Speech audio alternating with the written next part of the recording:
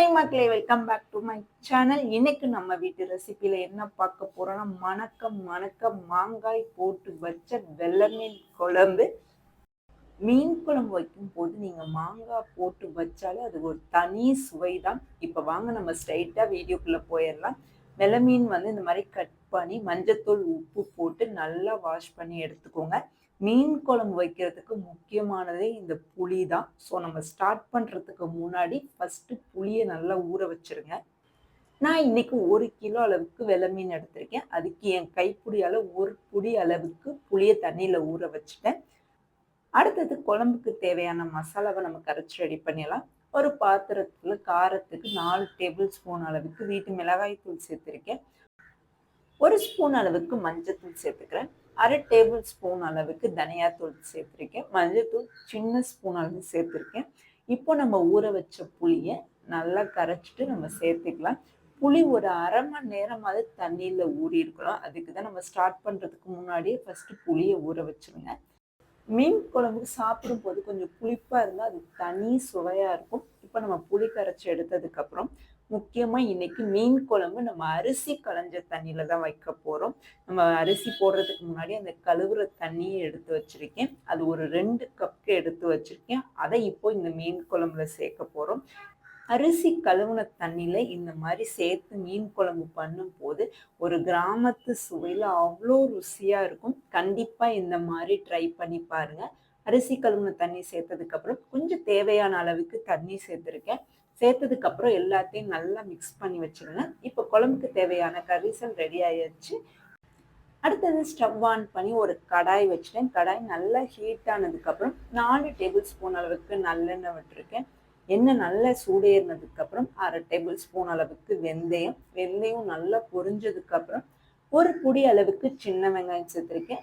2 medium size தக்காளி எல்லாத்தையுமே குட்டி குட்டியா கட் பண்ணி அது கூடவே 2 பச்சை மிளகாவை நடுவில் வகுந்து வச்சிருக்கேன். அதையும் சேர்த்து எல்லாத்தையும் ஒரு 2 நிமிஷம் நல்லா வதக்கி விடுங்க. மீன் குழம்புல இந்த தாளிப்பு ரொம்ப ரொம்ப முக்கியம்.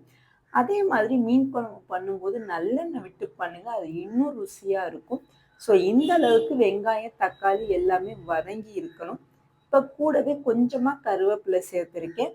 சேர்த்ததுக்கு அப்புறம் நம்ம கரைச்சி வச்சிருக்க மசாலா தண்ணி இது கூட சேர்த்துடலாம். சேர்த்ததுக்கப்புறம் எல்லாத்தையும் ஒரு வாட்டி நல்லா மிக்ஸ் பண்ணி விட்டுருங்க. உங்களுக்கு புளியோட அளவு தெரியலன்னா இந்த இடத்துல கொஞ்சமாக டேஸ்ட் பண்ணி பார்த்துட்டு புளி அல்லது காரம் எதுக்கு தேவையோ அதை சேர்த்துக்கலாம். அடுத்தது இது கூடவே மீன் தலையும் வாழையும் மட்டும் ஆரம்பத்திலே போட்டு கொதிக்க விட்டுருங்க. இப்படி ஃபஸ்ட்டே மீன் தலையும் வாழையும் போட்டு கொதிக்க விட்டிங்கன்னா அதோட எசன்ஸ் நல்லா குழம்புல இறங்கி மீன் குழம்பு அவ்வளோ ஒரு வாசனையாக இருக்கும். சாப்பிட்றதுக்கும் அவ்வளோ ஒரு ருசியாக இருக்கும். மீன் தலையும் வாழையும் போட்டு நல்லா ஒரு 2 நிமிஷம் கொதிக்க விட்டுருங்க. நம்ம சேர்த்த புளி மசாலாவோட பச்சை வாசனையெல்லாம் போகட்டும். ஒரு 2 நிமிஷம் நல்லா கொதி வந்ததுக்கப்புறம் நான் மாங்காய் சேர்த்துக்கிறேன். மாங்காய் சேர்த்ததுக்கப்புறம் இது நல்லா கொதி வரட்டும். அதுக்குள்ளே நம்ம போய் தேங்காய் அரைச்சிட்டு வந்துடலாம். 1/2 மூடி அளவுக்கு தேங்காய் திருகி எடுத்திருக்கேன். இது கூடவே 1 டேபிள் ஸ்பூன் அளவுக்கு சோம்பு சேர்த்துக்கிறேன். கொஞ்சமாக தண்ணி சேர்த்து நல்லா பேஸ்ட்டாக அரைச்சிட்டு வந்துடுங்க. இந்த மூடியை தொடக்கும் போதே கமன்னு வாசனை வருது. மீனோட தலைப்பகுதியும் வால் பகுதியும் கொதிக்க ஆரம்பிக்கும் போதே போட்டுடலாம். அது கரையாது. ஆனால் நடுவில் உள்ள பீஸை போட்டுறாதீங்க, உடஞ்சி போயிடும். இப்போ நம்ம அரைச்சி வச்சிருக்க தேங்காய் பேஸ்ட் ஆட் பண்ணிக்கலாம். தேங்காய் விழுது சேர்த்ததுக்கு அப்புறம் ஒரு 2 to 3 நிமிஷம் இது நல்லா கொதிக்கட்டும். அப்படியே ஒரு மூடி போட்டு நம்ம மூடி வச்சிடலாம். இப்போ ஒரு 2 to 3 நிமிஷம் இது நல்லா கொதிச்சிருச்சு. நம்ம விட்ட நல்லெண்ணெய்லாம் அப்படியே ஓரத்தில் பிரிஞ்சு வர ஆரம்பிச்சிருச்சு. இந்த பதம் வந்ததுக்கு அப்புறம் நம்ம எடுத்து வச்சிருக்க மீதி மீன் எல்லாத்தையுமே சேர்த்துடலாம். நடுப்பகுதி எல்லாத்தையுமே சேர்த்துடலாம். மீன் சேர்த்ததுக்கு அப்புறம் ரொம்ப கரண்டி போட்டு கலக்காதீங்க, டக்குன்னு உடைய ஆரம்பிச்சிடும். அதே மாதிரி மீன் சேர்த்ததுக்கு அப்புறம் ரொம்ப நேரம் கொதிக்க விட்டுறாதீங்க, மீன் கரைய ஆரம்பிச்சிடும். ஒரு 2 to 3 நிமிஷம் இதை கொதிக்க விட்டீங்கனாலே போதும். ஒரு மூடி போட்டு நல்லா மூடி வச்சிடலாம். இப்போ ஒரு 3 நிமிஷம் இது நல்லா கொதி வந்துருச்சு. எண்ணெயெல்லாம் எப்படி பிரிஞ்சு வந்திருக்குன்னு பாருங்க. லாஸ்ட்டாக கொஞ்சமாக கருவேப்பிலை போட்டு அப்படியே அடுப்பு ஆஃப் பண்ணி வச்சிட வேண்டியதான். சுட சுட சாதம் போட்டு இந்த மாதிரி மணக்க மணக்க மாங்காய் விளமீன் போட்டு வச்ச குழம்பு ஊற்றி சாப்பிட்டு பாருங்க மக்களே. தனி சுவை தான்.